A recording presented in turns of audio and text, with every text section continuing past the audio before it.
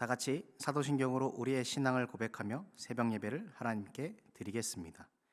전능하사 천지를 만드신 하나님 아버지를 내가 믿사오며 그 외아들 우리 주 예수 그리스도를 믿사오니 이는 성령으로 잉태하사 동정녀 마리아에게 나시고 본디오 빌라도에게 고난을 받으사 십자가에 못 박혀 죽으시고 장사한 지 사흘 만에 죽은 자 가운데서 다시 살아나시며 하늘에 오르사 전능하신 하나님 우편에 앉아 계시다가 저리로서 산 자와 죽은 자를 심판하러 오시리라. 성령을 믿사오며 거룩한 공회와 성도가 서로 교통하는 것과 죄를 사하여 주시는 것과 몸이 다시 사는 것과 영원히 사는 것을 믿사옵나이다. 아멘.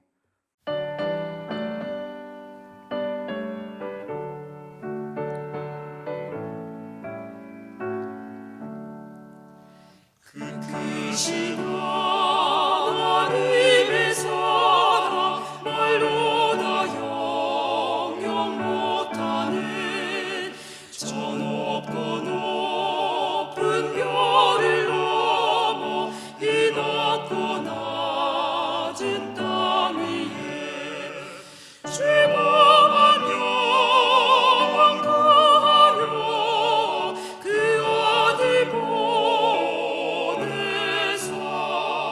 왕업제물 삼으시고 죄 용서하셨네. 하나님 크신 사랑을 증명도 못하네.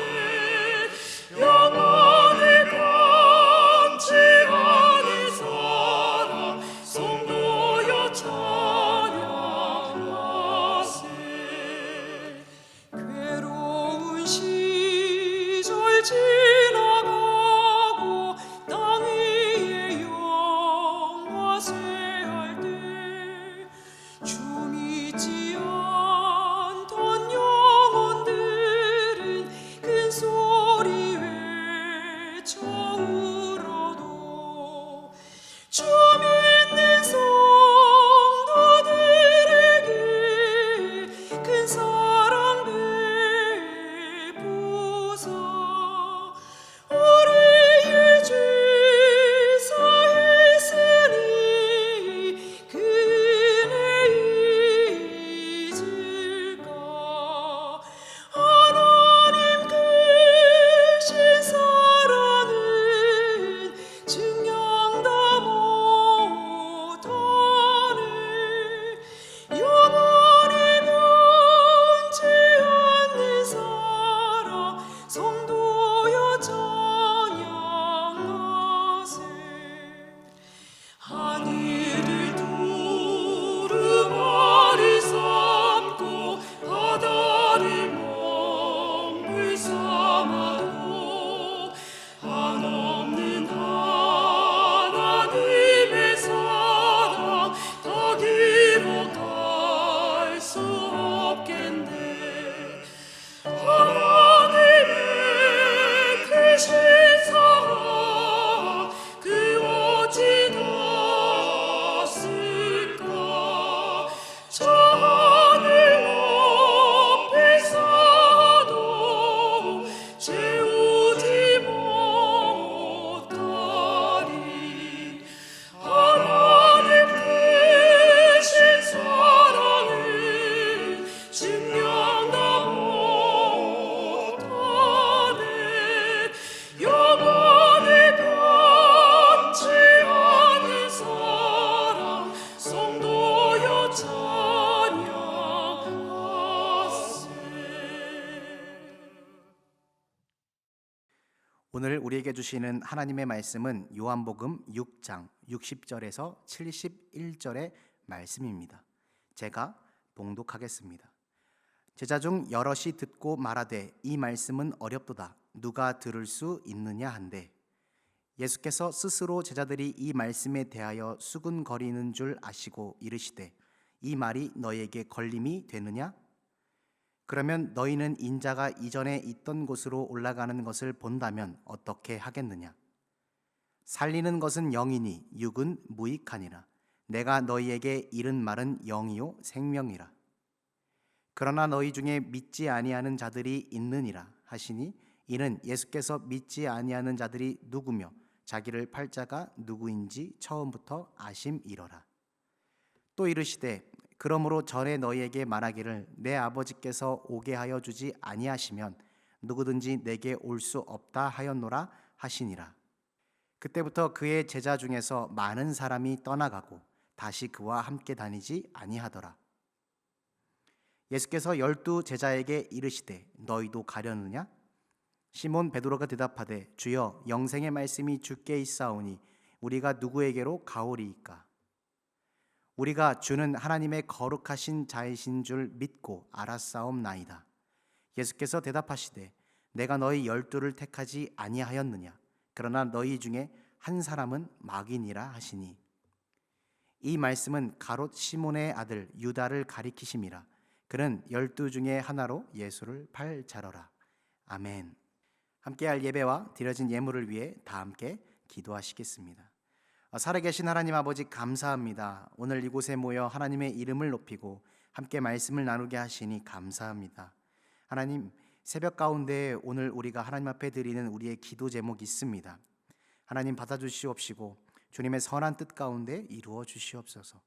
오늘 하루를 살아가는 우리에게 하나님과 동행할 수 있는 은혜를 허락하여 주시옵시고 주님으로 말미암는 기쁨이 우리 가운데 넘치게 하여 주시옵소서. 예수 그리스도의 이름으로 기도드립니다. 아멘. 할렐루야. 이 새벽 가운데 나오신 성도님들을 주님의 이름으로 환영합니다. 오늘 말씀은 예수님께서 우리에게 예수님 자신이 누구이신지 비유를 통해 밝히시는 말씀입니다. 요한복음 안에서 예수님께서 자신을 설명하실 때 사용하시는 독특한 표현이 있습니다. 나는 무엇이다라는 표현입니다.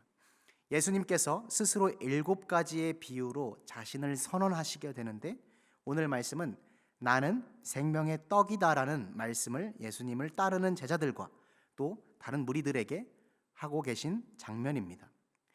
이후에도 우리가 잘 알고 있는 나는 세상의 빛이라, 양의 문이라, 선한 목자라와 같은 선언으로 우리에게 예수님께서 누구이신지 직접 말씀해주고 계십니다. 이스라엘 백성의 문화와 자신들이 갖는 종교적인 이해는 이스라엘의 역사와 동떨어져 있지 않습니다. 그들의 체험했던 역사와 신비 그리고 하나님께서 허락하셨던 구원의 순간 속에서 그 이야기들은 먼 조상의 이야기가 아니라 피부로 와닿는 이해를 세대 간에 하는 공유하는 그런 말씀들입니다. 오늘 우리가 나눈 나는 생명의 떡이니라는 말씀 또한 마찬가지입니다.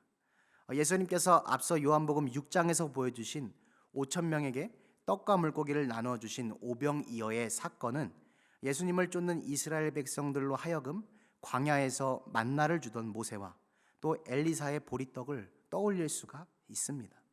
이스라엘 역사 속에서 나타난 이 2가지의 사건은 위기에 처한 이스라엘을 하나님의 능력으로 구원할 모세와 엘리사 같은 분으로 예수님을 바라보기에 부족함 없어 보입니다. 그러나 예수님께서는 예수님 자신이 주시는 떡과 모세와 엘리사 같은 선지자들을 통하여 이스라엘 백성이 먹었던 떡은 전혀 다르다고 말씀하고 계십니다. 너희가 먹은 떡은 먹어도 죽지만 하늘에서 내려온 살아있는 떡인 자신을 먹으면 영생한다는 겁니다. 예수님의 이 말씀은 제자들 사이에 이해하기 어려운 말씀으로 들려지게 됩니다. 그리고 서로 논쟁하게 됩니다. 유대인들과 제자들이 예수님의 말씀을 이해하지 못하는 이유는 크게 3가지입니다.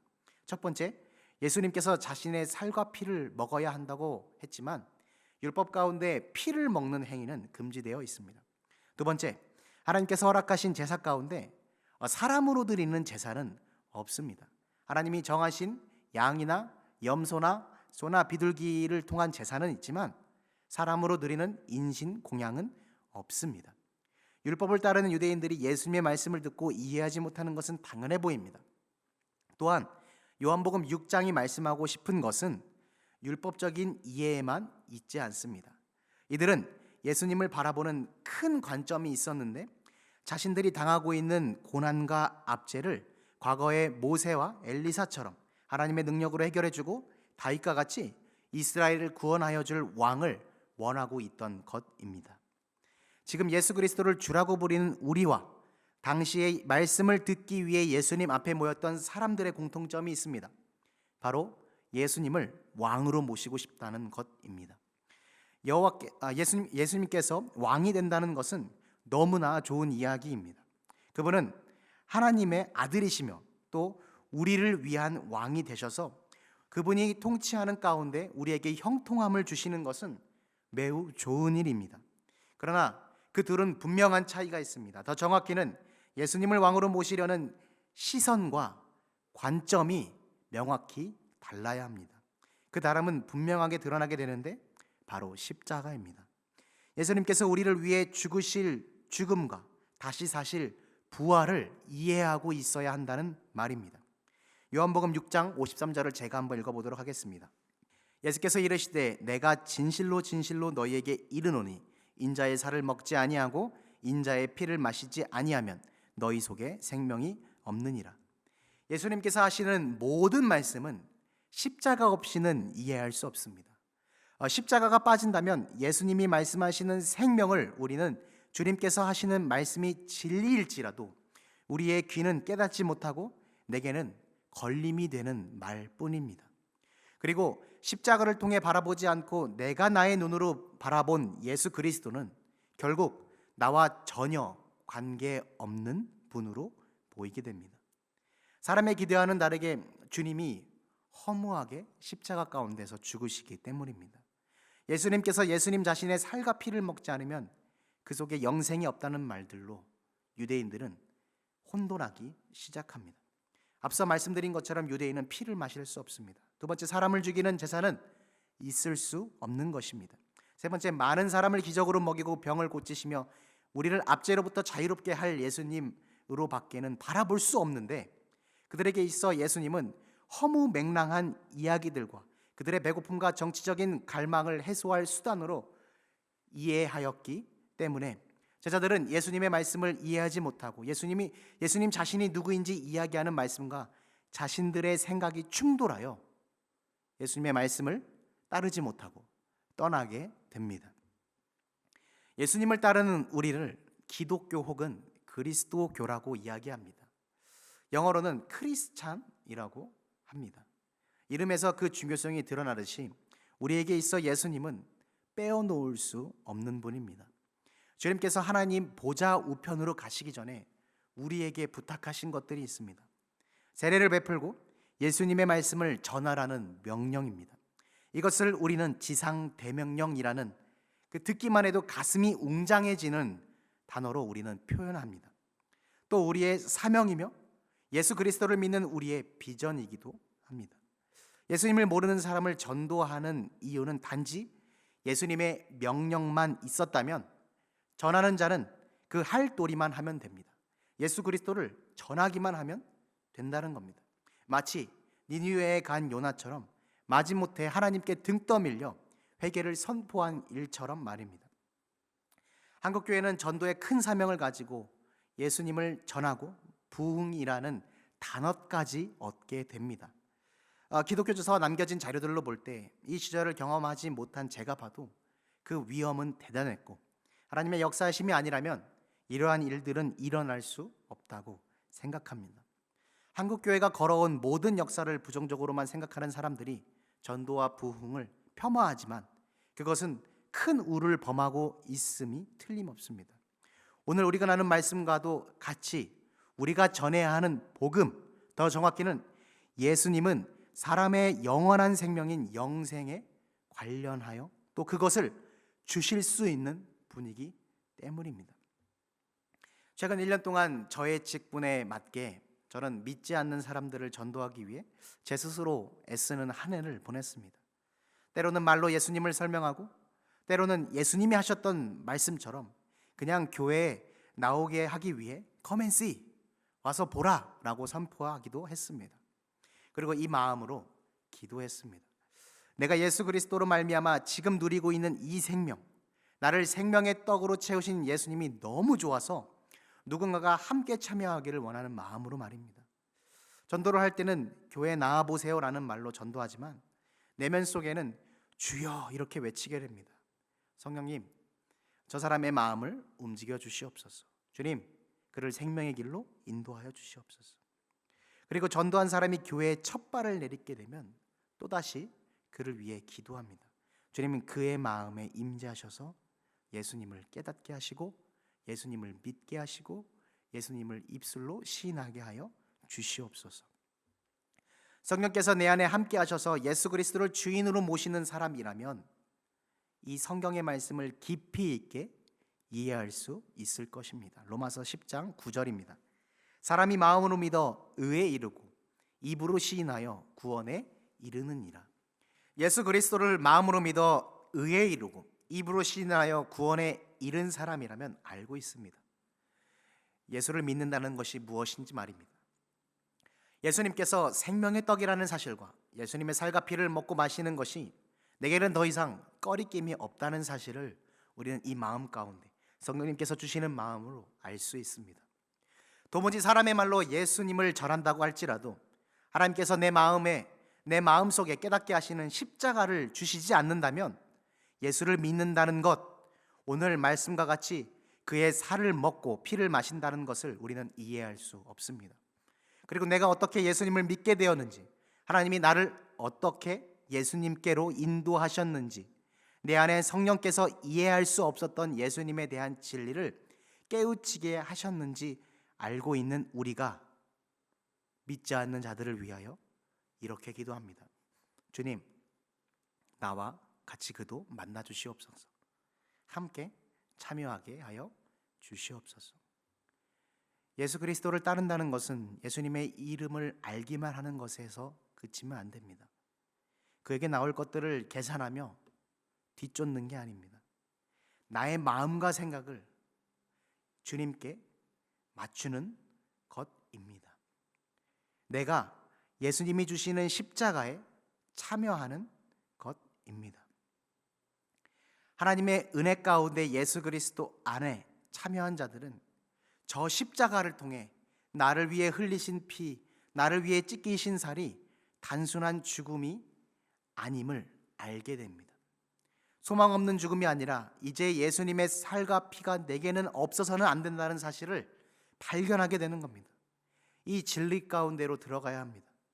그리고 하나님께서 많은 사람을 십자가를 통해 예수님께로 지금 초대하고 계십니다. 바로 이것이 우리가 먹어야 할 영적 양식입니다. 요한복음 4장 수가성에 있는 한 여인에게 예수님은 그의 목마름에 대해 말씀하십니다. 우리의 목을 축이는 물은 잠시 동안 우리의 목을 축이게 하고 또한 우리를 잠시 동안 살게 합니다. 그러나 주님이 주시는 물은 우리를 영원히 목마르지 않게 하십니다. 주님이 주시는 살과 피는 우리를 영원토록 살게 하고 배부르게 하십니다. 요한복음 6장 65절입니다. 또 이르시되 그러므로 전에 너희에게 말하기를 내 아버지께서 오게 하여 주지 아니하시면 누구든지 내게 올 수 없다 하였노라 하시니라. 예수님의 이 말씀을 하시자 예수님을 쫓던 수많은 제자, 수많은 무리가 예수님을 떠나게 됩니다. 사람들은 정곡을 찔리자 예수님을 떠나게 된 겁니다. 우리가 나눈 요한복음 6장 66절에 의하면 그들은 예수님을 떠날 뿐만 아니라 다시 그와 함께 다니지도 않았다고 말씀하고 계십니다. 그리고 모두가 다 떠나간 그 자리 가운데 예수님께서 직접 세우신 12 제자에게 예수님은 이렇게 물으십니다. 요한복음 6장 67절입니다. 예수께서 12 제자에게 이르시되 너희도 가려 하느냐? 이에 베드로가 이렇게 대답합니다. 주여, 영생의 말씀이 주께 있사오니 우리가 누구에게 가오리이까? 우리가 주는 하나님의 거룩하신 자이신 줄 믿고 알았사옵나이다. 오늘 베드로가 예수님의 질문에 대한 고백이 우리의 고백이 되길 원합니다. 주님께서 우리에게 물어보십니다. 너희도 가렸느냐? 그럴 때 우린 이렇게 고백해야만 합니다. 주님, 영생이 주님께 있는데 우리가 어디로 가겠습니까? 내가 주님을 쫓기를 원합니다. 그 영생은 우리가 스스로 찾을 수 있는 것이 아닙니다. 하나님이 우리에게 보내신 그 아들, 그 십자가 가운데 있는 것입니다. 하나님께서 우리를 예수님께로 이끄시기를 주님의 이름으로 간절히 소원하고 바랍니다. 사랑하는 한사랑교회 여러분, 오늘 이 시간 우리가 간절히 기도하길 원합니다. 하나님 아버지, 우리를 예수 그리스도께로 이끌어 주시옵소서. 우리의 마음 가운데 십자가를 조명하시고 우리가 주님과 함께 참여하여서 주님의 살과 피를 먹고 우리 가운데 하나님과 함께 누릴 수 있는 영원한 생명이 있게 하여 주시옵소서.